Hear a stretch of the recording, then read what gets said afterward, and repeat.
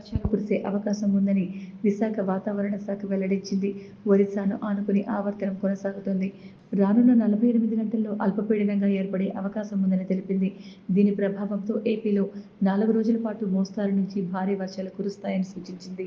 వర్షాలతో మత్స్యకారులు అప్రమత్తంగా ఉండాలని వాతావరణ శాఖ అధికారిని సునంద తెలిపారు. ఏపీలో పలు చోట్ల జోరు వానలు కురుస్తున్నాయి. బంగాళాఖాతంలో మరో 24 గంటల్లో ఉపరితల ఆవర్తనం ఏర్పడే అవకాశం ఉందని విశాఖ తుఫాను హెచ్చరికల కేంద్రం డైరెక్టర్ సునంద తెలిపారు.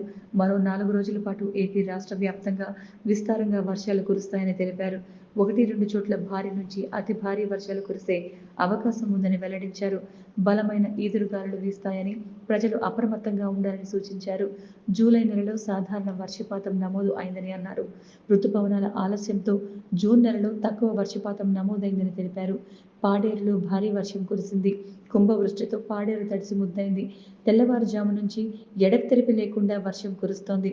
దీంతో ప్రజలు తీవ్ర ఇబ్బందులు పడ్డారు. Please subscribe Pragna Media. Please like, share, subscribe to Pragna Media. Pragna Media, please do like, share and subscribe. Please subscribe to Pragna Media. Please like, share and comment if you like the video. Pragna Media.